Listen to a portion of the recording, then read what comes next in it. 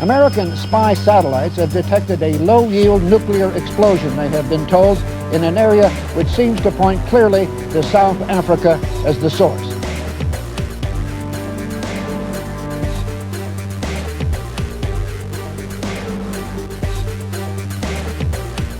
As a candidate, Ronald Reagan said, "I just don't think it's any of our business," and asked whether the United States should oppose development of nuclear weapons by foreign countries.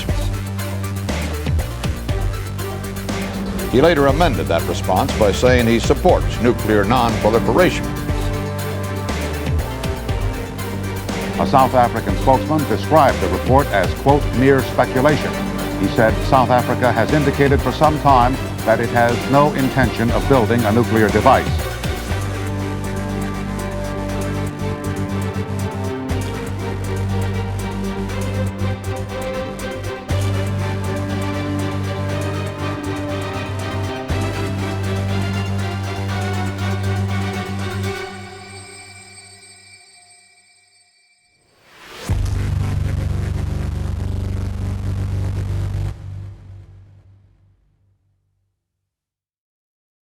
This is a story with no good guys. Real life isn't a movie, and not every story has a good guy and a bad guy. No major government acted overtly in the best interests of their people during these events. The apartheid South African government certainly didn't. The Israelis who collaborated with the South Africans didn't. The Americans who covered up the Vela incident and arguably facilitated apartheid didn't. And that goes for the British too, who are in part responsible for the events which led up to this. The French didn't help by selling nuclear plans to Israel, and the Soviets antagonized everything through their indirect colonization efforts in neighboring nations. Some of the governments did do the right thing at times, but more often than not, they lied, deceived, and in some cases mistreated their own people. A difficulty with global geopolitics is determining fact from popular narratives. It's hardly rare for world governments to lie, obfuscate, or conceal details. Unfortunately, this often leads to reality and wild speculation being thrown into the same box. Though short of a few exceptions, such as mathematical proofs, it's usually impossible to actually prove something. There are 3 events I want to open this video with. To this day, politicians discuss these events with an air of uncertainty and mystery, because acknowledging them would be politically inconvenient. This often leads to these events being discussed as great mysteries and even being placed in the same boat as conspiracy theories by the general public.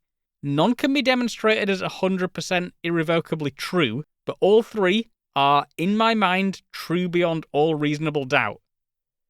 Given the available evidence, any jury would make a guilty verdict. Number 1. Israel has nuclear weapons and has had them for a long time.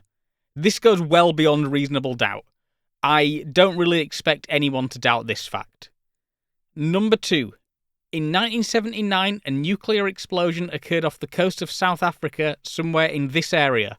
That event subsequently became known as the Vela incident. Number 3. Israel and South Africa were responsible for the Vela incident. It's almost certain that the device itself was Israeli, though maybe not beyond reasonable doubt. But regardless, the government of South Africa were, at the very least, aware of the test. My last video ended on a rather somber yet hopeful chapter intended to promote the need for nuclear disarmament. There's no need for me to go into detail on that again today. South Africa's nuclear history is often painted as an example to follow for the elimination of nuclear weapons. They are famously the only example of a nation that has built and then dismantled their nuclear weapon capability. I tend to view the story through a dimmer lens. Today, I'll argue against myself. South Africa instead provided the world's nuclear superpowers with a strong case to maintain their arsenals. Specifically, they clearly demonstrated that not only is an atomic bomb not that difficult to build, but it's also possible for a rogue nation to do it in secret. South Africa's nuclear weapons, however, formed the polar opposite case to those discussed in my last video. South Africa built a minimum viable deterrent, a concept we'll discuss in depth in the coming chapters. If the world is able to follow the trajectory of nuclear disarmament, several nations may take parts of South Africa's nuclear plan as a kind of model, but with very, very different motivations. When learning about apartheid South Africa, there's a really easy trap you can fall into. Since I was a child, I've heard people declaring that the fall of apartheid ruined South Africa. And yes, it did. For the people in this section of the pie chart. Oh God, okay, disclaimer within a disclaimer. Everything about this chart is flawed. It uses flawed data, it's a bad way of visualizing, it isn't labelled. It isn't labelled because for as long as I remember, I've had a deep-seated revulsion to labelling people as black, white, or other skin colour-based term. I want to get to the actual technical info, so I can go into a little more detail on that in the final chapter when we visit modern-day South Africa. If you search for footage of 1970s and 1980s South Africa, you're likely to get footage like this, the centre of Johannesburg, or you might get propaganda films like this showing their capable and organised military. I'll show similar clips where appropriate through this video, but don't be a sucker. What is harder to find is how the other 85% of the country lived. You don't get much footage of starving children in the banter stands. You have to actively search to find clips of people being beat up in townships and dragged into armoured vans to be forcibly relocated. This was the reality for the vast majority of South Africans during apartheid. It's easy to make high-profile, visible breakthroughs in science and industry when you exploit and don't care about 85% of your population, especially if you don't share the benefits of those breakthroughs with that 85%. See also the Soviet Union and colonial-era Britain for more of that. If I had the choice, I would show you first-hand accounts of the violence, but I can't. Platforms like YouTube promote a biased retelling of history. I can show you the family-friendly propaganda, but if I show you the reality of life under apartheid, I'll get a community guideline strike. I'll show what I can and link to some other videos showing the grim reality in the description.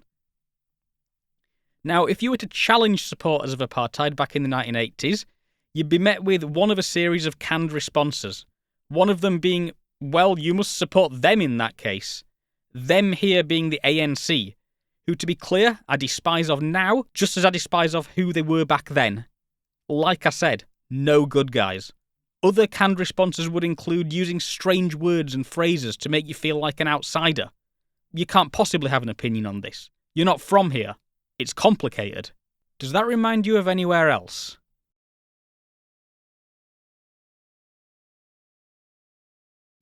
The script for this chapter was provided by one of the channel patrons, a tamed test engineer. To be honest, I don't know all that much about him. I've been told his cell phone only dials irrational numbers, and that his solution to the three-body problem never got published because OnlyFans wouldn't do the peer review. I don't think any of that's actually true. All I know is he's called Darth Rust. Okay, joking aside, Darth Rust actually suggested the entire topic for this video, so many thanks. I've animated a few nuclear explosions in recent videos. There's always a bright flash which subsides and is quickly followed by the main fireball. That's not just an effect from movies, you see it in footage of atmospheric tests. I'd kind of wondered why this happens, but never put too much thought into it, and the reason is quite fascinating. It's actually got more to do with the properties of the atmosphere than with the nuclear weapon.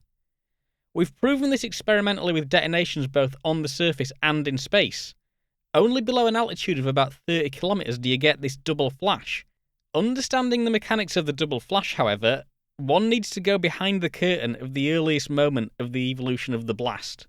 After the supercritical fission reaction in uranium and plutonium weapons is completed, we're left with a ball of radiation and plasma about the size of a grapefruit, maybe a little bit larger.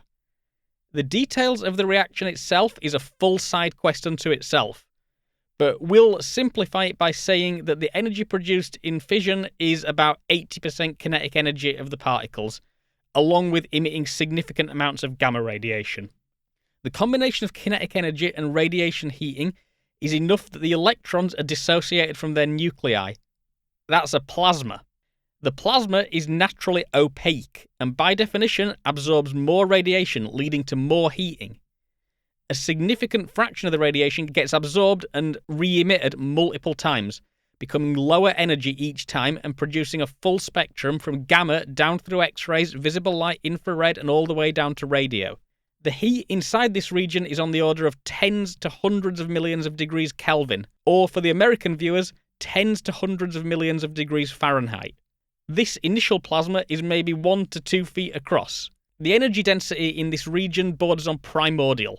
There's a detail here about an interaction in the plasma called the Bremsstrahlung effect. This is an excellent minigame for a nuclear physicist, but today we'll simplify it and say that when two charged particles, including the ones in our cloud of plasma, deflect one another and change the direction, they radiate away energy in the form of an X-ray. From this, the plasma transforms kinetic energy to radiation, and it becomes an intensely bright X-ray source on top of everything else. Since the fission reaction stopped producing energy, about 10 nanoseconds have elapsed when the radiation starts to reach the environment outside the weapon. This is the absorption of the atmosphere across the electromagnetic spectrum. Notice that overall the air we breathe is mostly opaque. We just evolved to see in this narrow band here. Notice there's another band in infrared with good transparency. That is why X-ray and gamma telescopes are usually put in space. However, for the radiation escaping from the initial plasma of a nuclear weapon, notice that X-ray and gamma in the atmosphere are at full absorption. The intensely bright X-rays from the initial plasma ball can only travel a short distance into the air before being absorbed, heating the air and being re-emitted at a lower energy. The heating of the air continues until the air transitions into a second plasma region surrounding the plasma from the initial fission reaction. This process is called radiative heating, and it forms the fireball around the nuclear detonation. Note that not enough time has passed for significant mechanical or kinetic effects to have occurred. The fireball forms and grows from radiation alone. Another mini-game is present here. It's called Compton scattering, where at certain high temperatures the plasma becomes a traversable substance to X-rays. Sort of. Making the surface of the fireball another X-ray source that heats the adjacent air until it forms more plasma. From this mechanic, the radiative heating of the fireball self-propagates and leads to growth as long as it can maintain a very high surface temperature, tens of thousands of degrees Kelvin or more, and that's limited only by the supply of X-rays from the reaction plasma. The fireball, although it contains orders of magnitude less energy than the reaction plasma, is extremely luminous, much brighter than the surface of the sun to a distant observer. Remember this point, that the surface of the fireball is emitting its own radiation, as the first of two peak brightnesses that we'll discuss. Interestingly, the size of the early fireball is limited by how far the radiation can travel before being absorbed, so the size of the fireball at the time of formation doesn't really vary with weapon yield. That initial size is about 10 meters. What does vary with weapon yield is how long the fireball will be at peak luminosity, and that's driven by how long the internal energy can sustain the growth. More energy inside the radiative fireball leads to longer radiative growth, a larger fireball, and longer peak luminosity. When radiative heating has formed a fireball, about 300 microseconds have passed since the reaction finished. What is absolutely astonishing is that there are cameras that can capture these moments, and there have been cameras that can capture these moments for about 80 years. Here are a few of them. This is from a 1952 American nuclear test in Nevada. What you're seeing here has nothing to do with a blast or some sort of mechanical expansion. This is a visible effect of radiation alone. This image is a similar moment with a different exposure showing streams of radiation-heated air evoking a feathery effect that's probably electromagnetic in nature. And this image is a masterpiece. It's the instance where the radiation is starting to heat the air, but before the cab has been flashed into plasma. Notice that on the right-hand side of the cab, it's largely intact as the radiative heating begins. That's because it's not subject to a mechanical blast effect. It's getting boiled to its constituent particles by heat and radiation alone. The camera that took these images is called a Rappatronic. It's capable of a 10 nanosecond exposure. In the notes here, Darth Rust subtly suggests I revisit the Rappatronic in a future video. Given I plan to do a video related to film cameras sometime next year, yeah, I'm pretty sure we can come back to the Rappatronic. And yes, they use Rappatronic cameras to take moving pictures. They'd array dozens of them with slightly different timings and take enough images to stack into a film reel. To a distant observer, the surface of the fireball is many times brighter than the sun, and it'll continue to grow as long as the X-ray supply is sustained. Note that throughout the radiative heating of the fireball, its density never changed. There's been insufficient time for matter to be added from outside the region. The radiation heats up what's already there. In truth, the reaction plasma ball, when it is still distinct, is at least an order of magnitude hotter than the fireball and much smaller. It would have unimaginable luminosity, but it's inside the fireball plasma, and it's not observable from the outside. This is sometimes called the shuttering effect of a nuclear blast. We don't get to see the weapon energy directly. We only get to see what the atmosphere can carry away. It's now about a millisecond after the reaction's completed. Both plasma balls will expand under their own pressure, driven by the colossal temperatures and energy densities. They've been expanding since they formed, but the mechanical expansion rates were insignificant compared to the speed of the radiation and the effects it was generating. The fireball continues to grow through radiative heating, but there comes a point proportional to the yield of the weapon where the energy density crosses two critical thresholds. That's when the X-ray production via the Bremsstrahlung effect stops due to falling density, and when the fireball plasma temperature drops beneath what enabled X-ray transport via the Compton effect. Starved of new high-energy X-rays, radiative heating slows and then ends. Inside, the energy of the reaction is driving a rapid and violent mechanical expansion of the plasma. As that grows, it's compressing the comparatively low-pressure fireball plasma surrounding it into a shell, and that shell is increasing in density on the edge of the shockwave. During all this, the fireball is dimming from its peak luminosity and becoming more and more opaque. The temperature drops from millions of Kelvin to a few thousand and continues to decrease from there. Eventually, the fireball surface gets consumed by a high-density shell of compressed atmosphere surrounding the shockwave.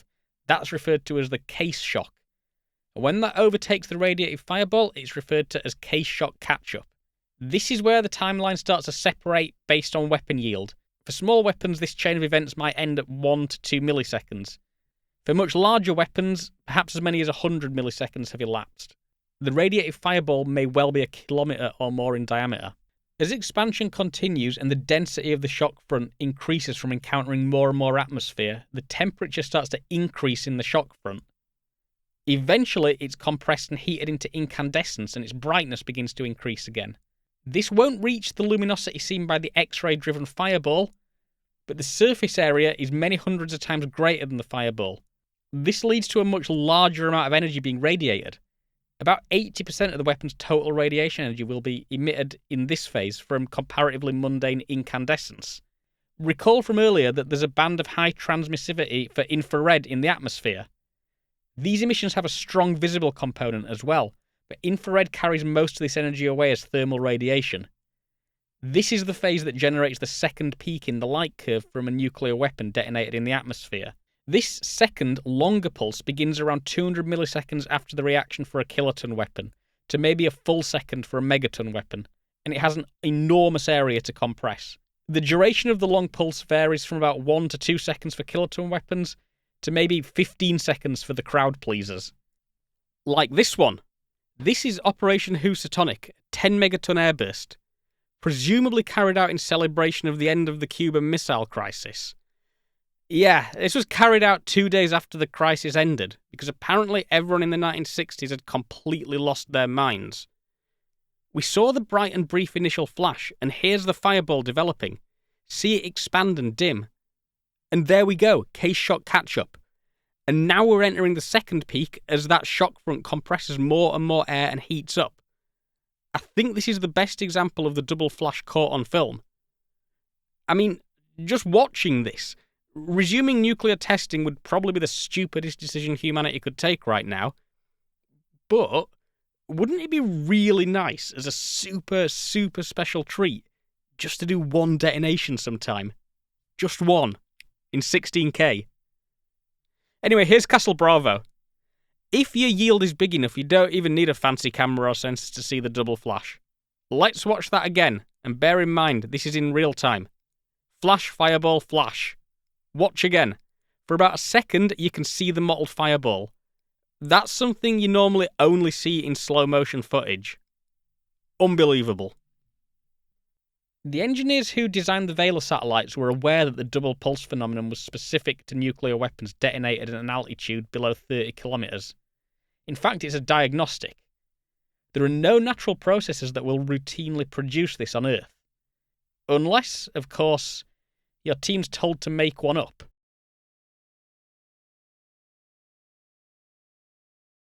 The Vela satellites commenced operation in 1963. They were launched to enforce the Partial Test Ban Treaty, which banned atmospheric testing of nuclear weapons. The reason every atmospheric test you've seen footage of predates the early 1960s is this treaty. Though being phased out in the late 1970s, some Vela satellites were still active in highly elliptical orbits, chosen to maximise their view of Earth's surface over most of their orbit.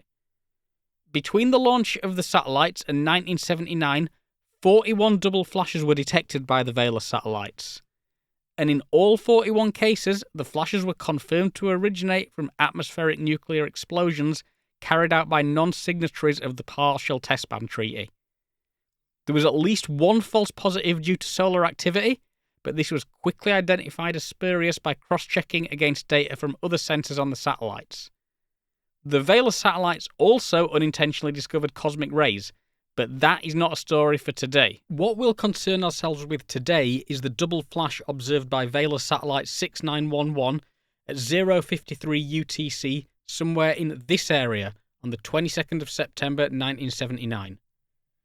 The South African-owned Prince Edward Islands are the most likely location of the blast, but the satellite itself could only pin the location down to about this radius. Vela 6911 was an advanced Vela model, which replaced the gamma and X-ray sensors with light-based bang meters. These were photodiodes specifically designed to detect and register a double flash event. This event is pretty well covered on YouTube already, but there are two reasons I wanted to go over it. First of all, this paper from the University of New South Wales. This was published in 2018 and essentially compiled strong corroborating evidence for the nature of the event. Secondly, when discussing corroborating evidence, other documentaries tend to kind of gloss over the details. They'll say something like hydrophone signals were detected, or an unusual signal was observed at Arecibo. I'm not criticising. Some of those documentaries were released before this paper came out, and some are higher level than this one. I want to actually look at the underlying data and communicate to you exactly what was observed. You'll notice I sometimes sound like I'm glossing over things, and that's because much of the data is still classified. I'm going to discuss everything I could find that is unclassified.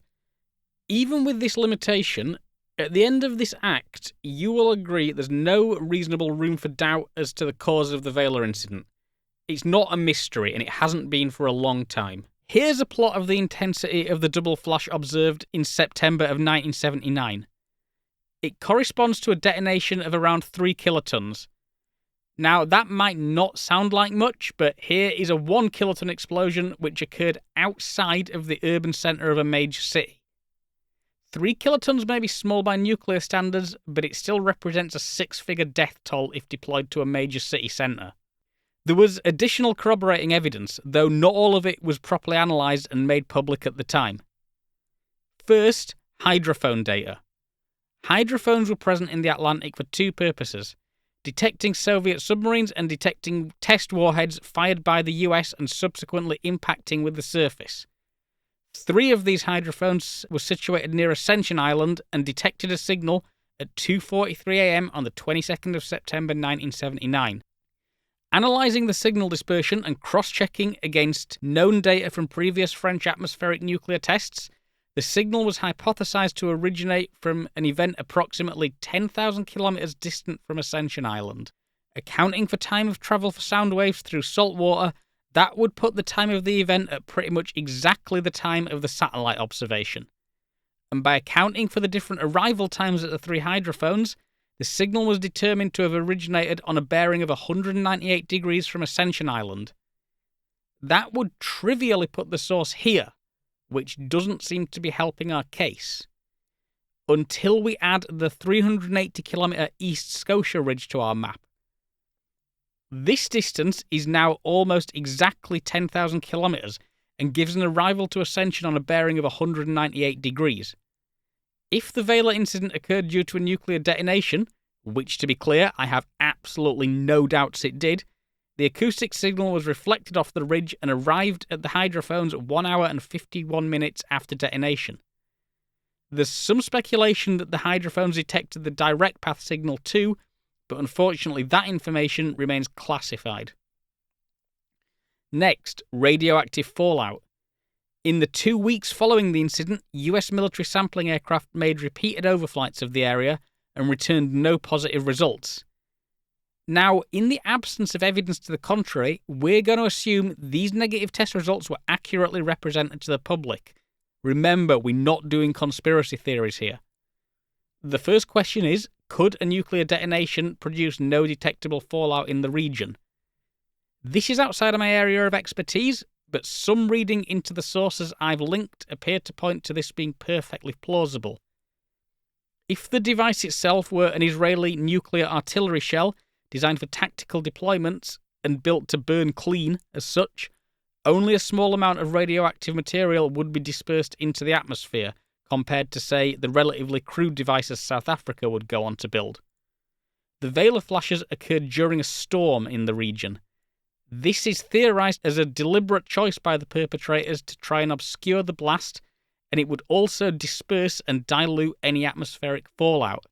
About that, though, radioactive nuclides were detected shortly after the event. It just wasn't a particularly strong or direct signal. Here's a map of the prevailing wind in the days following the Vela incident. Here is Melbourne. By complete coincidence, I write this chapter while sitting on the very back row of a Boeing 777 headed to Melbourne. That isn't relevant to the story, I just thought I'd add that in. Anyway, since 1956, the thyroid glands of sheep slaughtered in Melbourne had been sent on a monthly basis to the University of Tennessee for analysis. Iodine naturally accumulates in the thyroid, and the radioactive isotope iodine-131 is a byproduct of nuclear detonations. Here's the mass spectrometer trace for the thyroid gland of a sheep slaughtered in Melbourne on the 22nd of October, 1979. The bold line is the October result, and the faded line is a kind of control taken 9 months later. PK corresponds to the presence of iodine-131. The full details, though, are classified. Leaving the sheep and travelling to the Japanese Sayora Antarctic Research Station, they observed a sudden brightening in the aurora. Such brightenings are not unusual, but this one occurred in the exact direction of the Vela incident and at the exact time of the event. At the same time, an ionospheric disturbance was observed by Arecibo, travelling in the opposite direction of the event area. Arecibo, being a radar observatory, was highly sensitive to ionospheric activity, which would interfere with the radar returns, so was capable of providing indirect evidence of a detonation. The data, analysed about a week after the Vela incident, indicated a gravity wave in the ionosphere caused by an atmospheric disturbance.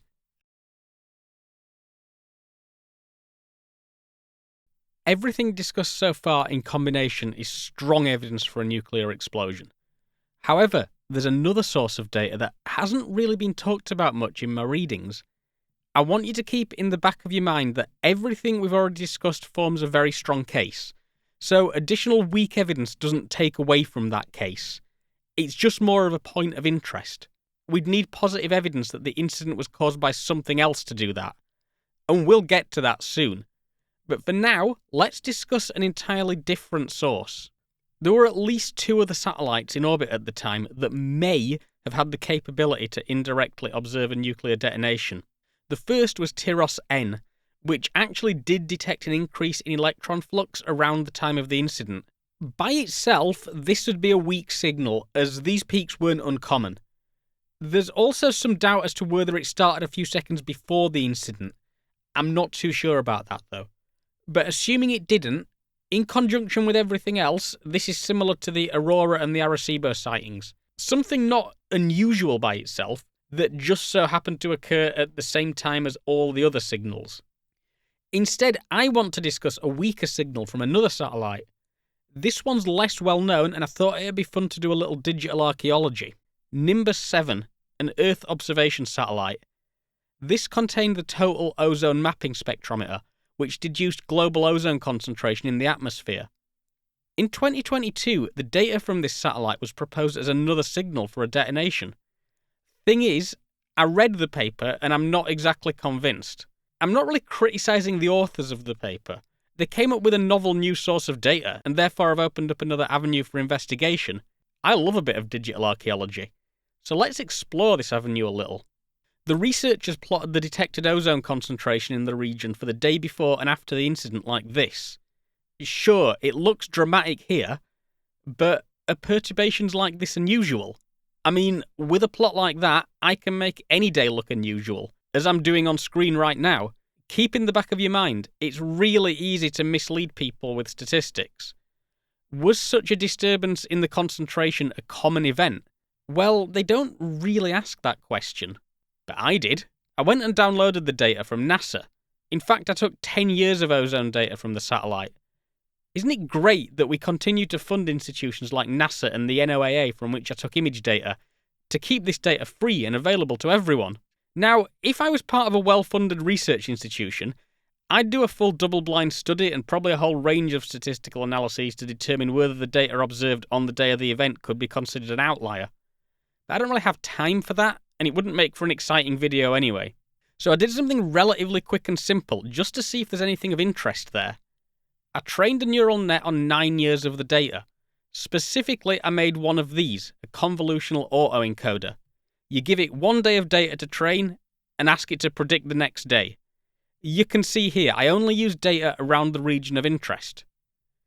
After training it, I showed it every day of atmospheric ozone data for 1979, and ranked the predictions by how incorrect they were.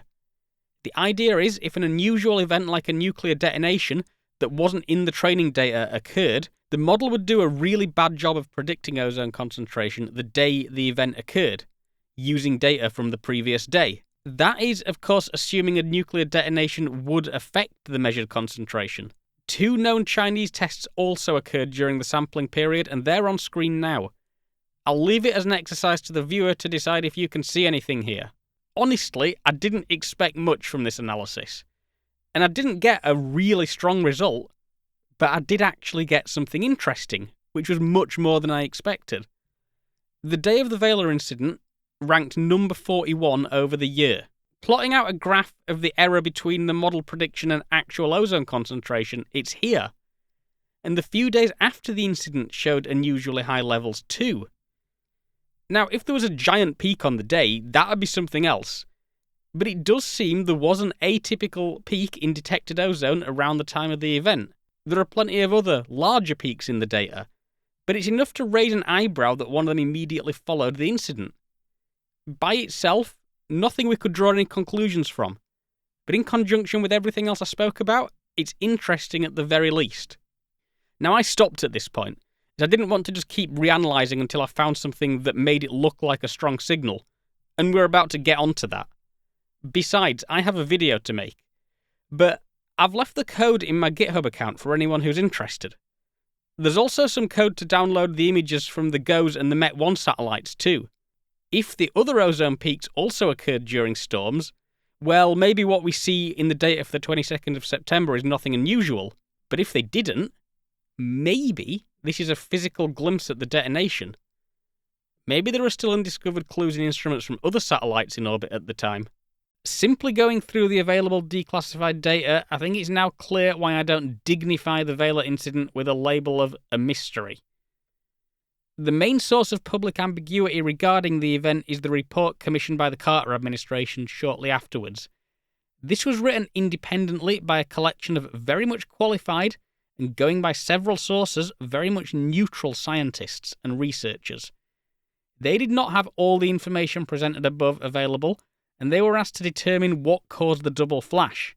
They did not conclude that an atomic bomb was definitively the cause, and posited that a micrometeoroid striking the spacecraft and reflecting sunlight back could be a potential cause.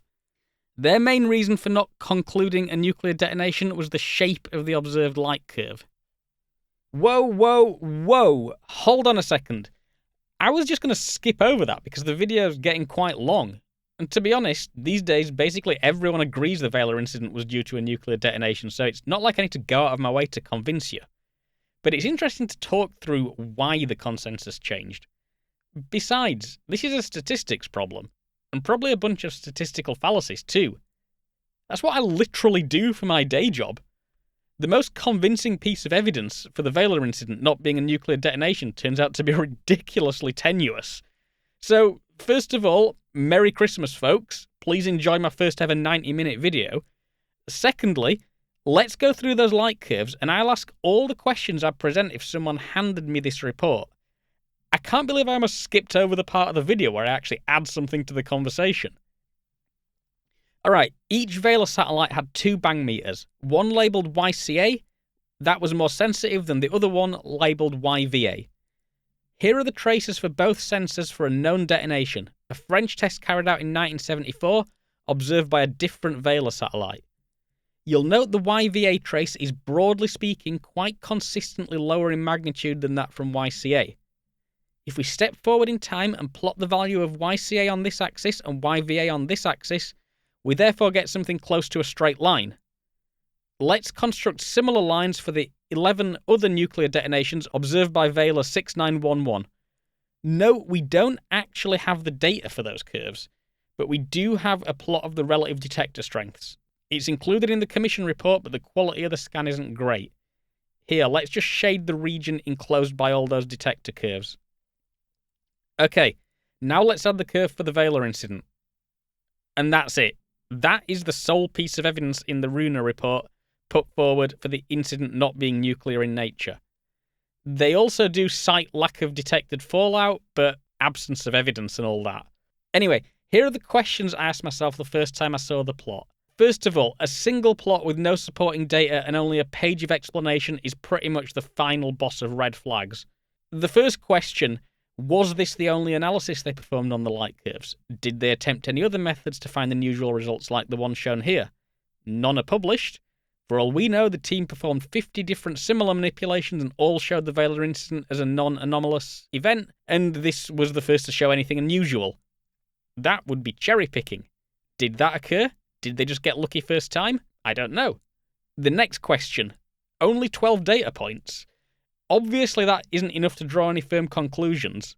It's enough to give plausible deniability though. And those 12 data points all come from the same satellite. How about detections from other Vela satellites? There were another 28 before the date of the incident, and again, we don't have that data available. Did all those fit into this region? Was the data treated the same for every observation? Okay, moving away from statistics and looking at the data itself.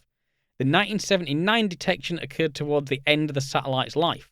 Vela 6911 had a memory issue in 1972, which resulted in detonations between then and around 1979 not being recorded properly.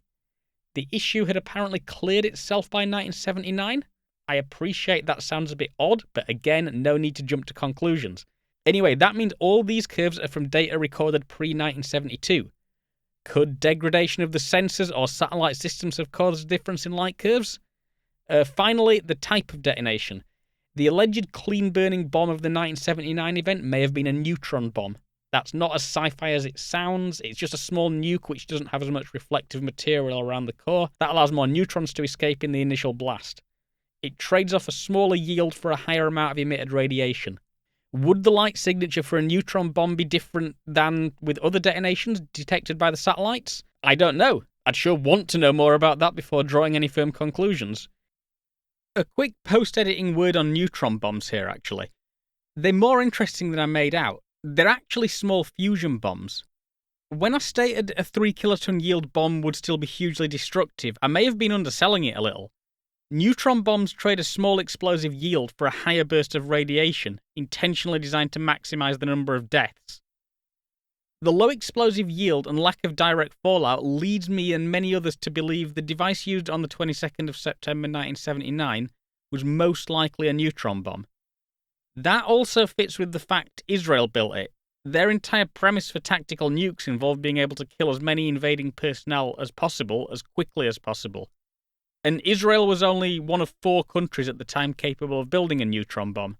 And while we're here, I haven't actually given any evidence that Israel conducted the test. And that's because there isn't any. However, a basic knowledge of global geopolitics in the late Cold War informs us that any of these countries would have had to have gone completely insane to perform an atmospheric test at this location at that time. That leaves just Israel and South Africa. I'll demonstrate that the device was not South African in the next act. And, given the testing history of most nuclear nations by 1979, let's be honest, it's hardly outrageous that Israel carried out a test. All this is why I say Israeli responsibility isn't necessarily true beyond reasonable doubt. It's blindingly obvious they did it via process of elimination, but there's no actual publicly available direct evidence, depending on how you define evidence, and let's not get into that now. In fact, that isn't all. Those are just the questions I came up with. There are even more posed by the two researchers who wrote the 2018 paper. They published this paper in 2022, and I'll leave a link in the description. I'll happily admit I used their paper to try and figure out the sources of the corroborating detonation data, and it's from there I learned that the light curve for the French detonation doesn't even come from the same satellite.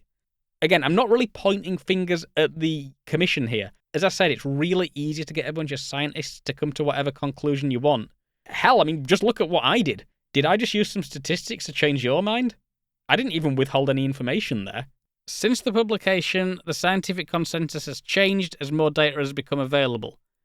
Today, the vast majority of experts believe a nuclear detonation was the cause, and I will leave a link to a non-exhaustive list of them in the comments. Again, I don't think there was any conspiracy here. It's really easy to give scientists a bunch of evidence and then be reluctant to arrive at a firm conclusion. I suspect the report was an absolute godsend for Carter, who was running for re-election. If I had to guess, he was expecting the report to point to a detonation. Sowing ambiguity and giving plausible deniability for the origin of the double flash was in the interests of Western governments at the time. And to be completely fair, publicly acknowledging a nuclear detonation actually had the potential to destabilize ongoing nuclear non-proliferation talks. So in some ways, it may have been in the world's interest. There is an ethical debate to be had there about governments keeping information secret from the public. That's a discussion for another time. Regardless, I am not a politician, so I don't need to speak like one. The Vela incident was caused by an atomic bomb.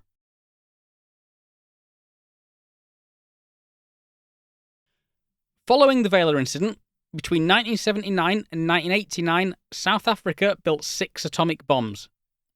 The initial warhead they built would have yielded an estimated 4 kilotons, with later warheads yielding maybe 15 kilotons. The latter is about the same yield as the little boy bomb which destroyed Hiroshima. The two most common images which purport to show South African warheads are these. The first is a ballistic missile derived from the Israeli Jericho missile. This was intended as a future delivery mechanism but was never deployed. The second are the front sections of bomb casings. These were probably never deployed as such either, but even if they were, they would not have been the primary means to deliver a warhead to target. The design and construction of these weapons was carried out entirely by a private company, Arms Corps, in conjunction with the Atomic Energy Board, all of course under direction of the South African government. Well, nominally under government instruction anyway. I'll let you be the judge of exactly who decided to do what as we progress through the story. We're going to spend the next few chapters in a non-chronological order. Here I'll start with the end product, the 6 atomic bombs South Africa was able to construct. I don't think it's much of a secret that from an engineering perspective, constructing an atomic bomb is not actually that difficult. In fact, I have specific details of exactly how to build one, complete with dimensions, material requirements, tooling, logistics considerations, and manpower requirements right here. This book is quite possibly the best piece of open source intelligence I have ever read. This is John Coster-Mullins's book on the atomic bombs. Before this was released in 2004, nobody outside of a few select organisations really knew what the atomic bombs dropped on Japan at the end of World War II looked like. Coster-Mullins was an industrial photographer and later on a truck driver. He planned building some models of the Little Boy and Fat Man bombs for the 50th anniversary of their use in 1995.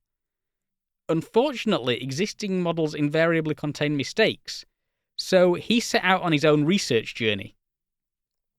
10 years later, he'd visited every bomb casing he could find in museums around the world, interviewed everyone he could get hold of, and obtained every declassified document available regarding the bombs. That's the thing. Everything here was collated from publicly available data. He didn't trick, deceive, or lie to anyone. the US government had inadvertently left the plans for building an atomic bomb in full view of the public. Enough information was freely available. It just needed Costa Mullins to put it all together.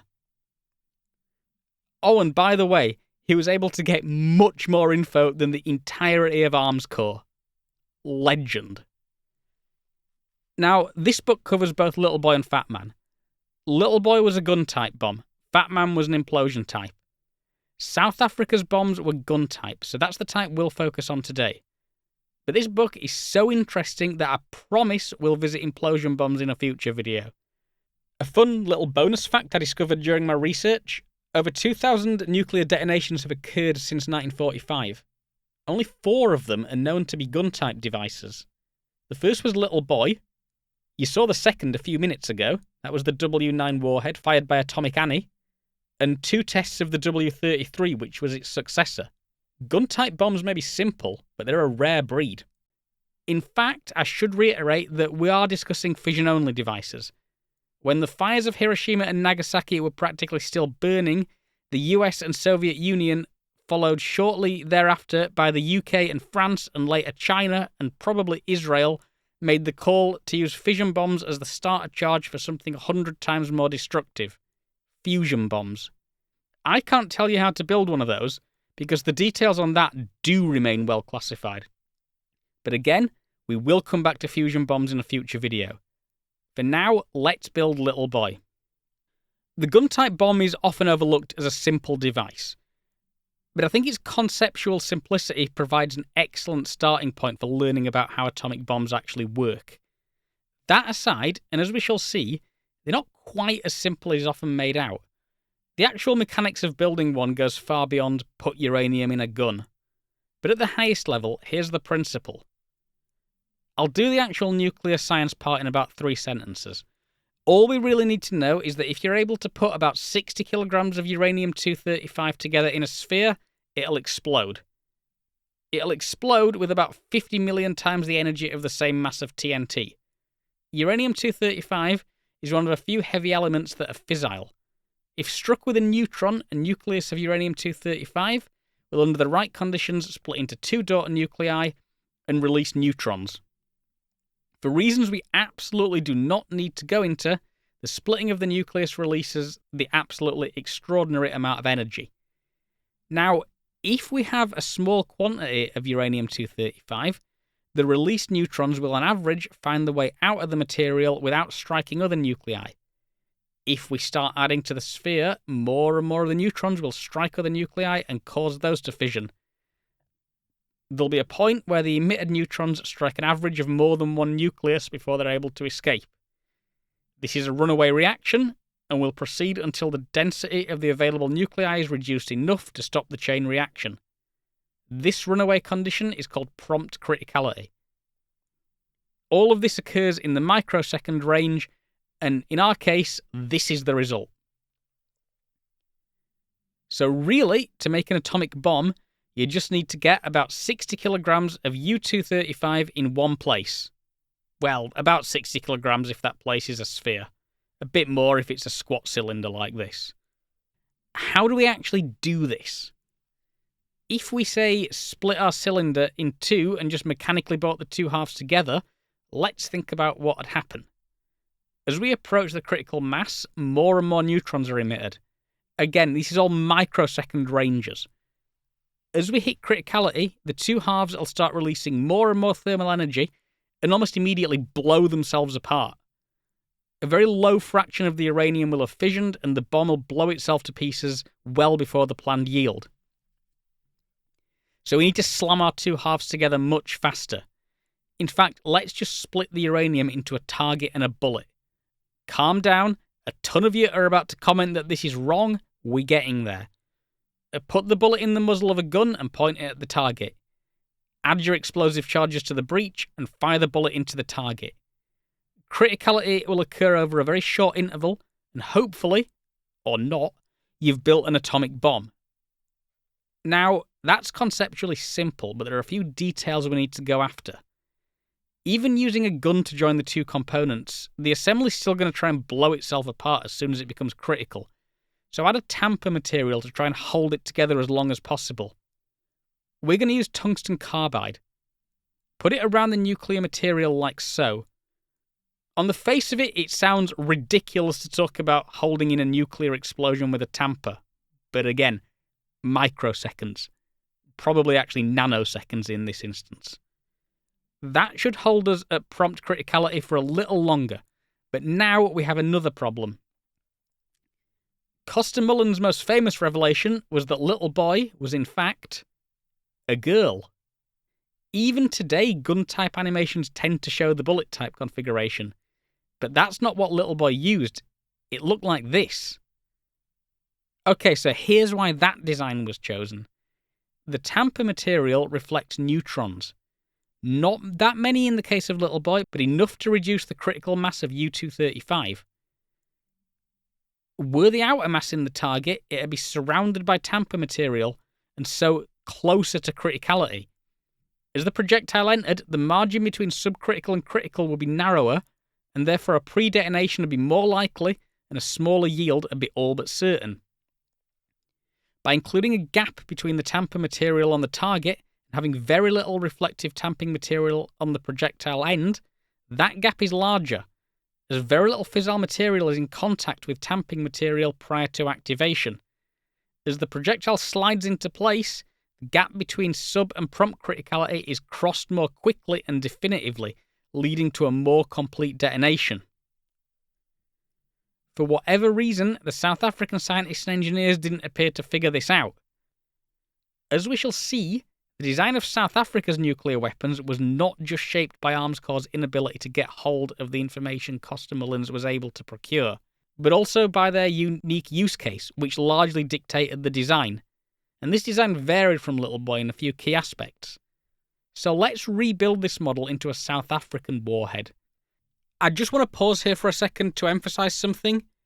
That Little Boy model is accurate. In fact, I had to remove some parts for clarity.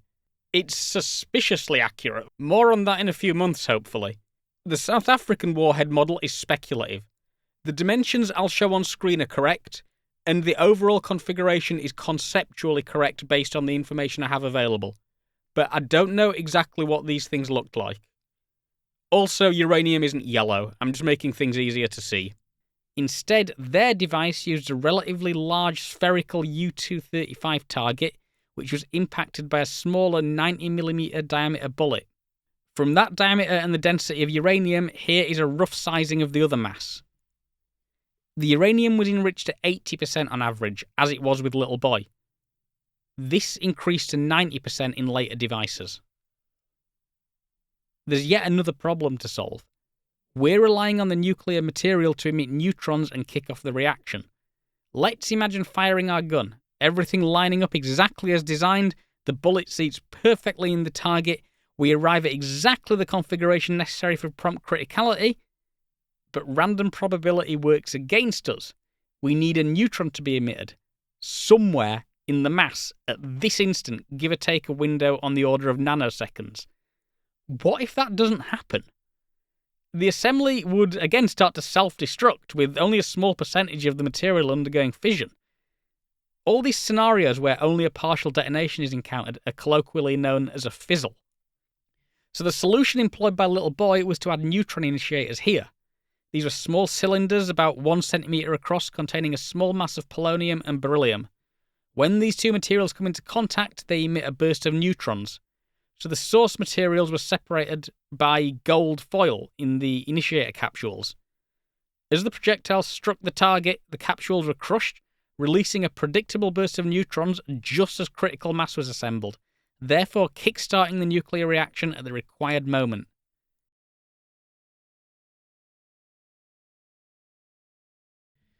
Something I rarely see discussed about Little Boy. It was extraordinarily dangerous by today's standards. By dangerous, I mean the chance of an accidental detonation was basically off the scale as far as conventional safety assessments would be concerned. Though it may not be the most dangerous warhead ever built by a Western nation. We'll discuss that honour in a future video. That is really one of the major weaknesses of a gun-type bomb. However you go about constructing it, there's a single point of failure. If for any reason that single explosive charge detonates prematurely, unintended 15 kiloton explosion. In fact, it's perfectly conceivable that the bomb could go off without the charge detonating. Imagine the carrier aircraft crashing and the resulting shock dislodging the bullet into the target. In a best-case scenario for Little Boy, that'd give a fizzle, an explosion of unknown size. Bear in mind, unknown can be anything up to 15 kilotons. Being a former engineer, I'm always going to assume the worst-case scenario, and imagine the two halves mating but still undergoing a full yield for whatever reason. Say, a delayed start, a neutron emission or something. Either way, gun-type bombs have multiple mechanisms for an accidental detonation from a single point of failure. This was mitigated somewhat in the case of Little Boy. First of all, the explosive charges were manually inserted by a crew member after the aircraft had cleared the airfield. A special platform and access hatch was added to the B-29 for a crew member to enter, remove the backplate from the bomb, and insert the charges and pull the arming tags. This would mitigate the chance of, say, a lightning strike detonating the charges on the airfield. Secondly, the gun bore on Little Boy was tightly controlled to ensure a tight fit with the projectile. If a crash did occur, this would hopefully prevent it from sliding down the gun. As far as safety measures go, this one's a little half-cocked, but it's better than nothing, I suppose. What we must consider is that Little Boy was deployed after 3 years of brutal fighting in the Pacific Theatre. It was one shot of a two-shot gambit to end the war. The US was, rightly or not, accustomed to atrocious losses. There was a high priority for the bomb to function successfully. US doctrine called for an end to the war as quickly as possible. And no, I am not discussing the ethics of that doctrine now. But a failure of Little Boy would use up half of the enriched fissile material available on Earth at the time. In fact, a failure could even conceivably directly gift a fully functional, unused atomic bomb straight to Japan. What a darkly hilarious alternative history that'd be. Though a B-29 detonating and wiping out the B-29 force on Tinian was hardly desirable, it may have been seen as an acceptable risk to increase the chance of that occurring marginally to ensure that the bomb would detonate and not be coerced into failure by the addition of complex safety interlocks. South Africa's arsenal, on the other hand, were the exact opposite. They were deployed during one of the most tense phases of the Cold War. The world had 70,000 other warheads in existence, and the precarious state of the Soviet Union represented a delicate balance for all nuclear powers. A single accidental detonation would have the potential to trigger a wide range of dire consequences, all the way up to a full global nuclear exchange. Not to mention, these warheads were stored a few kilometres outside of Pretoria. Nuking the suburbs of our administrative capital is not generally desirable. On the subject of unintended failures, well, South Africa's nuclear weapons were never intended for actual battlefield or strategic use. This gives us something of a paradox, which we'll discuss later. But even in the most extreme scenario, where the South African government would choose to detonate a warhead, possibly even in view of their adversaries, a failure wouldn't be that consequential. It'd either not even be recognised as an attempt to use them at the time, or it'd be followed up with a second detonation of one of their remaining warheads. This is one of the two reasons for the lack of neutron initiators in the warheads. The South Africans were willing to roll the dice on a neutron emission occurring at exactly the right time. Interestingly, without an initiator, the likely source of a trigger neutron would be from a cosmic ray. In our universe, it's sometimes believed a cosmic ray once flipped a bit during a Mario 3D speedrun, leading to an infamous one-off shortcut. In an alternative universe, a cosmic ray initiated the detonation of a South African nuclear warhead. The other reason for the lack of initiators is the requirement for polonium. This has a half-life of just 138 days, so the initiators need replenishing frequently to remain effective. Polonium is a byproduct of nuclear power generation, provided the necessary reprocessing is carried out. However, this would carry the risk of attracting the attention of the International Atomic Energy Agency, revealing South Africa's weapon program to the whole world and to the general public.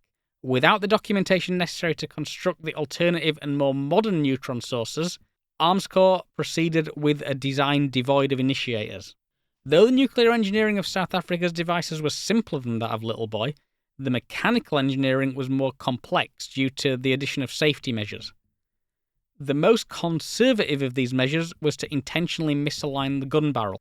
The intention was to effectively split the gun barrel in two and have the breech section normally misaligned with the target. This would ensure an impact or unintended detonation of the charge would not propel the uranium projectile into the target, presumably ramming it into a termination block instead. Without a diagram, I'm not exactly sure how this was achieved, but one source states the movement was around the central axis. Not really sure what that means because all axes are around the central axis, but I presume it means it rotated like this. This would require a motor, gearing, and some micro switches. Of course, I always try and make things fail. This isn't me being pedantic, this is me doing what all engineers do and walking through a risk analysis. Adding a motor and electricals increases the chances of an electrical fire, or maybe a stray charge could somehow detonate the explosives. Either way, always bear in mind, safety and complexity often have a trade-off. The misaligned gun barrel was probably much safer than the largely unmitigated design of Little Boy. Or was it?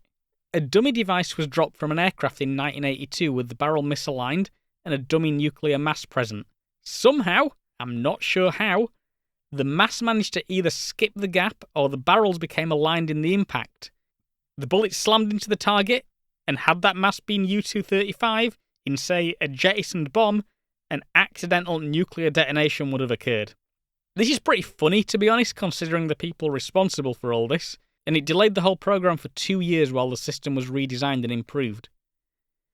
An interesting aspect of this mechanical arming is it was carried out not only in flight, but a mere 4 seconds before detonation.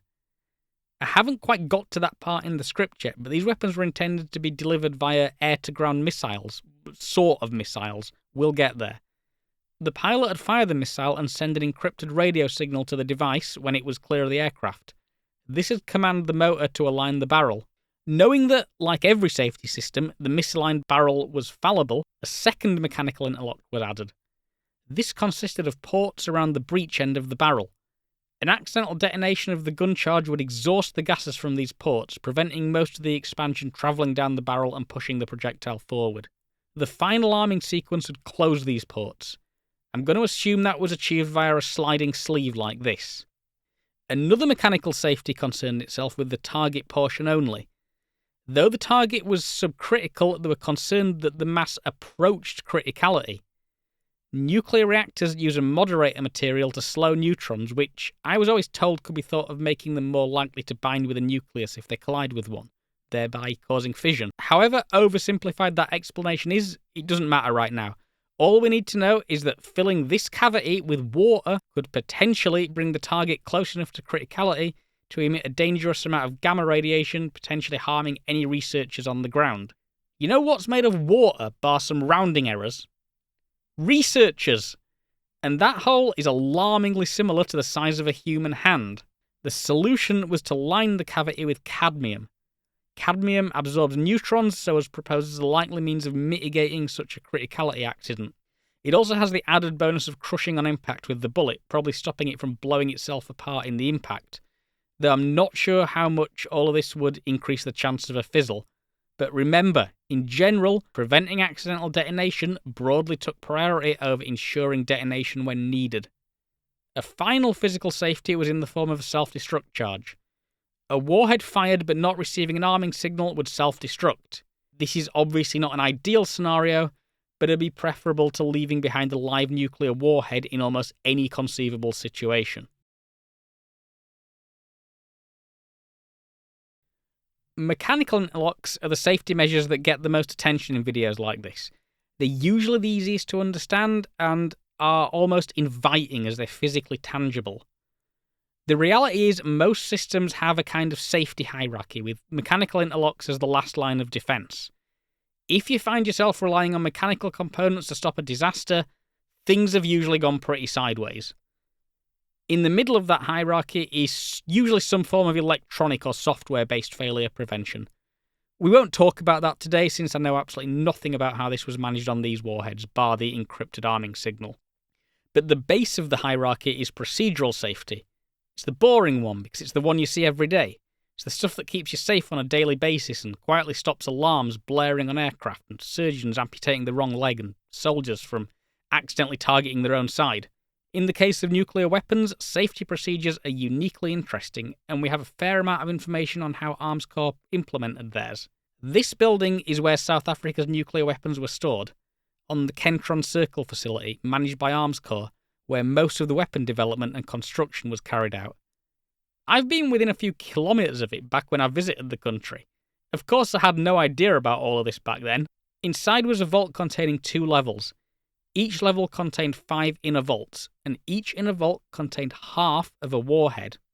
As much as I'm happy to poke fun at the apartheid-era South African government and leaders at places like Arms Corps, their safety procedures did seem to be rather comprehensive, though, as we'll see, they were hardly followed to the letter at times. Each of the warheads was split into a front and a back section. The front section contained the uranium target and therefore most of the fissile material, but it was also dumb. It contained no electronics or complex moving parts, so it could be stored for prolonged periods without maintenance. The safety mechanisms, arming systems, electronics, and radio were contained in the rear section. In the case of a live bomb, these 2 sections were never brought together with fissile material present. Well, they shouldn't have been anyway. We'll revisit that. And for a given warhead, the front and back section were never worked on simultaneously. Normally. Given that the front end contained most of the fissile material, access to this was more tightly controlled. To open a front end inner vault required 4 people, each with separate codes. Opening the inner vault required direct approval from the President of South Africa. He'd instruct 2 government ministers, who in turn would instruct 2 military leaders to allow their 4 representatives who carried the code to open the vault. This ensured both a civilian and a military chain of command had to approve the opening of the vault. All 4 representatives would have to be physically on site for this to occur. In the overwhelmingly unlikely scenario that a warhead ever had to be sent to an airfield for deployment, mating of the 2 halves required personal approval from the President. As the rear end of the devices required regular maintenance, the uranium within was tightly controlled. It was weighed at the start and end of every workday to a precision of 0.1 grams to mitigate against theft and smuggling. Now that we know about the physical configuration of the warheads, let's discuss delivery methods. As built, the only viable delivery method was an aircraft-delivered standoff weapon. Fortunately for the South Africans, isolating themselves from the international arms trade had forced them to develop a homegrown industry, and a product of that industry was the H-3 Raptor glide bomb. This had a range of 60 kilometers and an accuracy of 1 meter. It incorporated a video camera and transmitter for manual control from the launcher aircraft, which would presumably be carried out by a dedicated weapons systems operator, though apparently it was the pilot who would send the final arming signal. And that aircraft, well, this is awkward. There were 2 viable options. Before the UK, very belatedly, I must say, kicked South Africa out of the Commonwealth and ceased arms trading with them in 1960, the South African Air Force adopted the Canberra and the Buccaneer as frontline strike and reconnaissance aircraft. Though both were rather long in the teeth by the 1980s, either was perfectly capable of delivering standoff weapons. I am especially fond of the Canberra, and we'll probably talk about it at length in a future video. However, the first choice was the Buccaneer. Up to 2 glide bombs could be carried per aircraft, with control and electronic countermeasure pods occupying the 2 remaining pylons. Only 3 Buccaneers were ever certified to fly in this configuration. South Africa did also possess the more modern and capable Mirage from France, but they were deemed to have insufficient range for the purpose. Now, I don't have any sources which make unambiguously clear that the warheads were ever actually incorporated into a glide bomb, and then onto the Buccaneers, but it's probably fair to assume the capability was there if it was needed for a few years in the 1980s. So there we have it. A minimum credible deterrent. 6 bombs, each capable of devastating a city or invading force, to be delivered by 1950s aircraft. There were, of course, concerns about the aircraft being shot down were they to ever attempt their mission. And that brings us nicely to South Africa's motivation to build these weapons in the first place.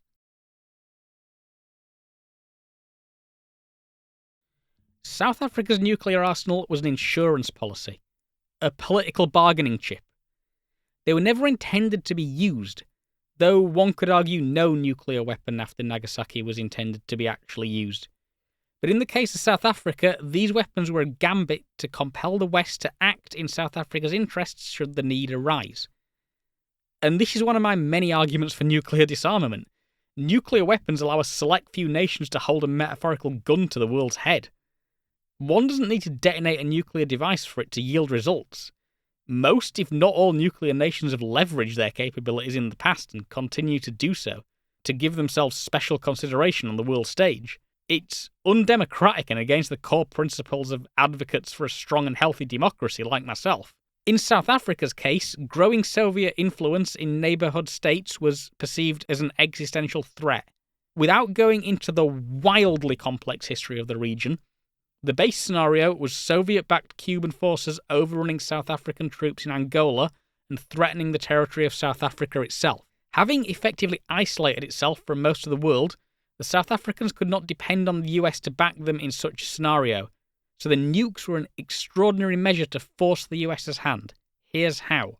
Though the nation built 6 warheads, they started a 7th before abandoning the program. The design as built was to be limited to 7 warheads. During peacetime, the arsenal had remained a secret, or an ambiguity at best. Secrecy was required for its development, of course. With South Africa's sovereignty under threat, the first step would be a covert acknowledgement of the arsenal to the US and possibly UK diplomats. If these nations were still not persuaded to provide military assistance, a public announcement of the arsenal would then be made. The next steps involved actually detonating a warhead, but in no case were they to be used offensively. The first detonation would be underground to demonstrate the capability. This would leave the country with 6 nuclear warheads, assuming no failures. The next step would be a demonstration of delivery capability, perhaps by flying a Buccaneer far off the coast of South Africa and launching a warhead for an atmospheric detonation, as portrayed in the introduction. That would leave them with 5 nuclear warheads, assuming no failures. The final documented and planned step would be a battlefield deterrent demonstration. In the original policy document, deterrent is typed out in uppercase. The weapons were never to be used offensively. What exactly constitutes a deterrent in this wide range of possible scenarios is unclear. South Africa would have 4 warheads at this point, assuming no failures. And reaching this point would assume things hadn't got completely out of hand first. I'll leave it to the viewer to come up with some hypothetical scenarios where a pariah state waving recently unveiled nuclear weapons around at superpowers who possess 70,000 warheads of their own could go sideways fast. Despite this plan being extensively wargamed through the 1980s, I don't really get the feeling this neat multi-step approach would play out so neatly in real life. We're also left with a nagging question. If the strategy failed and an invasion force crossed the border, with the fall of South Africa imminent and nothing left to lose, 4 warheads.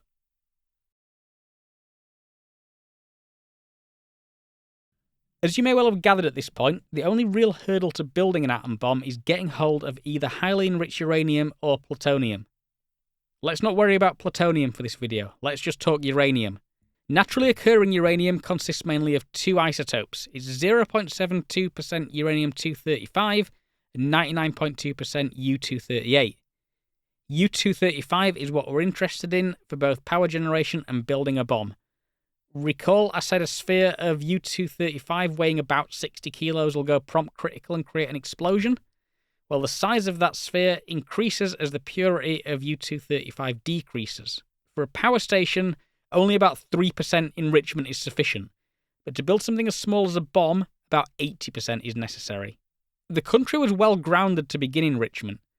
South Africa has uranium reserves, so could in theory carry out the entire process in-house. In addition, they'd built several research reactors, and by the 1970s were undergoing construction of the Coburg nuclear power plant, which uses a French-designed pressurized water reactor. This is a bit of a dilemma for people like me who broadly advocate for nuclear power, but also advocate against nuclear weapons. More advanced equipment and much more time is necessary to enrich uranium to bomb levels. But if you already have the experience and equipment in the country, well, it's much easier to build a bomb. There are plenty of solutions to this involving monitoring and reporting, But in the case of a country like 1980s South Africa, who conducted their program in secret, well, I don't have all the answers, I'm afraid. As I keep alluding to, South Africa, thorn in the side of the West during this period. To enrich natural uranium, we need to separate out the two main isotopes. As they're almost identical chemically, the only property that can practically be used is their mass. They vary in mass by only 1.27%.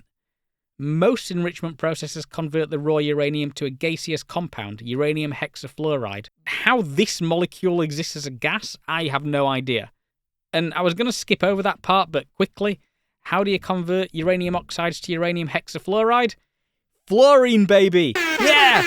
Right, for those who have seen my video all about terrifying fluorine stuff, the nuclear industry was a big benefactor of that superficially insane work carried out in the 1950s and 60s by organisations like NASA and Rocketdyne. You need to handle a lot of fluorine to eventually make a nuclear fuel rod, or a bomb. Anyway, separation. There are a few methods to split it into two separate streams. You've probably heard of the most common, a centrifuge. The gas is formed into a vortex with the heavier molecules having a tendency to be flung out the side, while the lighter U-235 stays in the central stream. This process must be replicated thousands of times to obtain gas containing 80% or higher U-235 atoms. Gas centrifuges are difficult to build, particularly if you're under trade sanctions. So South Africa went with a different approach, vortex tube separation. I don't know every detail of the South African process, but I do know it used a vortex tube a bit like this one. Uranium hexafluoride would be diluted with hydrogen and injected tangentially into the tube, forming a vortex. The heavier molecules would have the tendency to be flung outwards and exit this end of the tube, while the lighter molecules would stay in the centre and exit out of this hole. Some of the literature suggests there were many tiny holes in the wall of the tube to let the outer stream pass through. Many of these vortex tubes would be linked in series, forming an inefficient yet workable system. And all that hydrogen flowing around a highly complex plumbing system, just constant explosion hazard.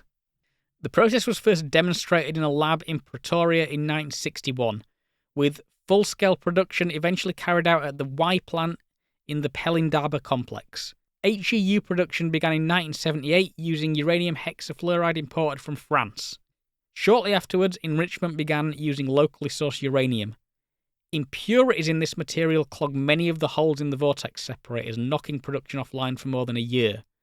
The Vela incident occurred during this year, and as the imported feedstock from France probably contained insufficient U-235 for making a bomb, this is one of the pieces of evidence that the device used was not South African. It was probably not South African because there is wiggle room in those numbers. Yes, it's possible they enriched more uranium than officially reported before the plant closure, but given the evidence I mentioned earlier, it was still almost certainly an Israeli device, with Israel being South Africa's only real ally at this point. By 1982, the plant was continually producing HEU and continued to do so until 1990. Oh, and by the way, the suspected method of clearing the blockages was to pass another old friend of this channel, chlorine trifluoride, through the plant. Good times. With enough HEU, the scientists needed to know whether it was actually of sufficient purity to go critical. Criticality tests are a normal part of the process, but those performed in Building 5000 of the Pelindaba complex, if I'd given you the impression the program was run with a good eye for procedural safety, brace yourself. The first experiment used a 35 kilogram sphere of HEU surrounded by steel neutron reflectors. Steel because the process for machining tungsten hadn't been figured out yet. A steel control rod was withdrawn, presumably through a hole in the sphere, and actively monitored to predict when and if the mass would go critical. The next criticality test placed a neutron source next to the front and rear components of an actual warhead. A researcher slowly pushed the projectile into the target mass using a meter stick. You know, one of these ones that you use at elementary school, or a yardstick if you're American. It's okay though, there was a steel mass inside the target, calculated to stop the projectile if you pushed it in too far. And if the maths was wrong on that, or any other of a million things went wrong, the best case scenario would be a demon core type incident. The worst would be a nuclear explosion.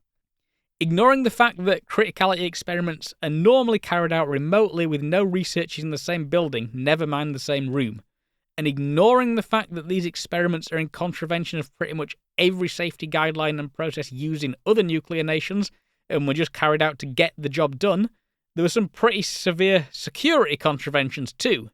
The front and back half of a warhead was in one place, unguarded, and away from a secure vault during this process. If the accounts are to be believed, the criticality tests were performed under a failure of procedural safeguards and in the absence of software safeguards. Only a steel safety rod or a resting block were in place to prevent a nuclear catastrophe. The production of enough HEU for one bomb and the completion of the criticality tests marked approximately the point of the story where development and manufacturing of a viable weapon was handed over from the Atomic Energy Commission to Arms Corps. Another event I should quickly mention was the attempt at building a test site in the Kalahari Desert. The Soviets had a spy within the South African Defence Force who alerted them to the presence of a 385-metre test shaft in the desert. This was intended to carry out a covert detonation of a device, though the South Africans were internally running the program as a peaceful nuclear explosions program at this point, inspired by the US Project Plowshare. The Soviets actually alert the Americans of their findings, one of the rare cases in this story of someone doing the right thing, and the Americans sent a reconnaissance aircraft over the site to verify it. Following pressure from the west, the site was hastily closed and the test shaft filled in with concrete. Don't get me wrong, I think a nuclear-armed South Africa was an awful prospect, but it is difficult to get away from the ongoing hypocrisy of a few nuclear-armed nations continually preventing anyone else from building nukes, whilst continuing to keep hold of their own stockpiles. Difficult to advocate for the importance of a strong and fair democracy when you live in one of the select few countries with the ability to point a gun at everyone's head.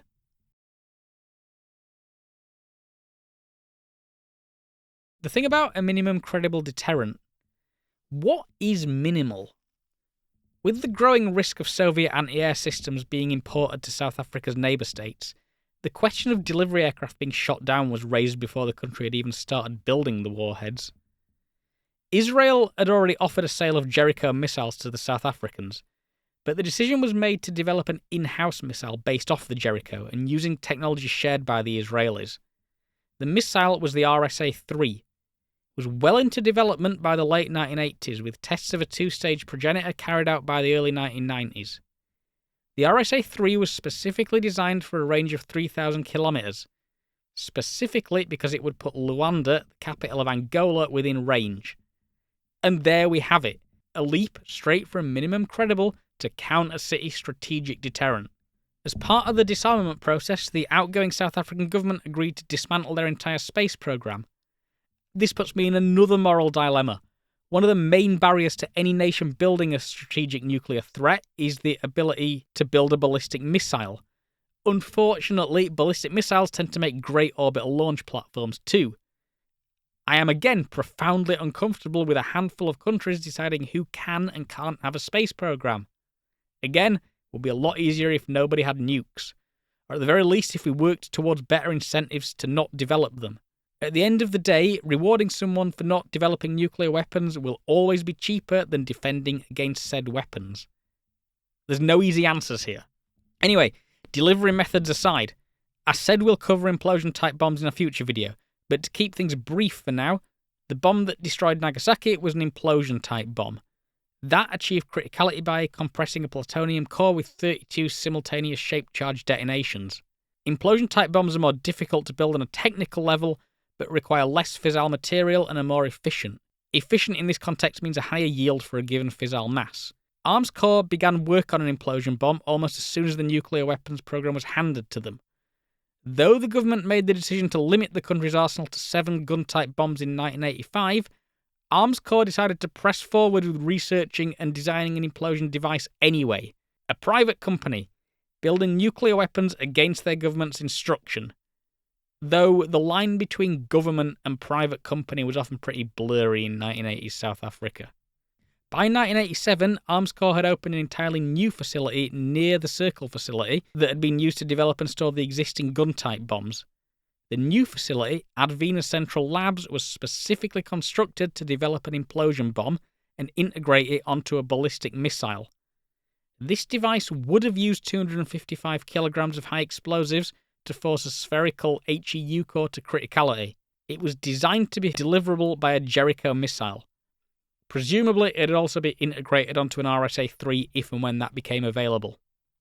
Extensive research was carried out on high explosives at the Advena facility. They were able to procure a US-made detonator system from Reynolds Industries, though this only operated on 2 channels. For an implosion-type bomb, all the detonators must be fired simultaneously for a successful implosion. The US-made system was modified to operate on 6 channels, with a 12-channel system designed for the final bomb. As most implosion bombs operate on 32 cells, I presume the channels will be triplicated to still give a successful result. Regardless, the implosion bomb was never built. South Africa dismantled their entire nuclear weapons program before Arms Corps were able to build it.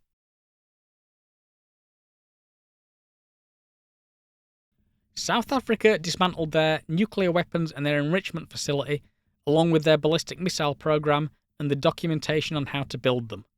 The dismantlement was carried out in complete secret, with the world only learning of the country's past nuclear arsenal a few years later. Of course, I should acknowledge there are secrets and there are secrets. I'll leave it to the viewer to decide whether certain diplomats and government ministers in the US, UK, Israel and Soviet Union were aware of or had connected the dots regarding the program. I'm not being subversive here. I have genuinely no idea who outside of South Africa knew about the program. The official reason for disarmament was quite clear. In 1988, a ceasefire was drawn up between South Africa and the mainly Cuban troops operating from Angola, essentially nullifying the threat the weapons had been developed to counter. And 2 years later, when de Klerk announced the decision to disarm to the select few in South African Parliament, the writing was on the wall for the Soviet Union. It collapsed a year after that. With the end of the Cold War, the root cause of the main perceived threat to South Africa's continued existence was removed. But that's not quite the whole story, is it? The writing was also on the wall for apartheid. It ended in 1994, and the disarmament commenced as the transitional period to a free South Africa began. The US, France, and the UK all developed nuclear weapons to counter a Soviet threat. Likewise, the Soviet Union and China developed them as a deterrence during the nascent Cold War. Isn't it interesting none of these countries ever gave up their nuclear capabilities when the main reason for their existence disappeared? South Africa's last white government gave up nuclear weapons because they didn't want to hand them over to a majority black population who they'd spent the better part of half a century oppressing. Much longer if you count the unofficial customs and policies of the country's colonial ancestors. Oh, and by the way, I use the terms black and white through gritted teeth. These were letterbox classifications employed by the racist minority government. And that takes us to South Africa today. I've been. In fact, my grandmother grew up there. She was a descendant of the British colonists. She died when I was quite young, so I never really spoke to her about it. It's an amazing country. It's absolutely beautiful, full of history, and everyone there seemed to speak about 6 languages and were more than happy to tell the story of where they came from. Reducing all this to black, white, coloured and Indian, as apartheid did, well, it's just stupid. In recent years, the country's been through some hardship, mainly due to a series of pretty inept governments. Suppose this goes to show you can be a terrible politician regardless of the colour of your skin. Much like the UK a few years ago, it's been the whipping boy of the internet. If it's been anything like the UK, many of those stories are likely to be exaggerated. But whether they are or not, things do seem to be improving there. I hope they are. It's an amazing place. And I think the main point to remember is, saying times were better back then doesn't really count if it only applies to 10% of your population, does it? South Africa remains the only country to develop and then give up nuclear weapons.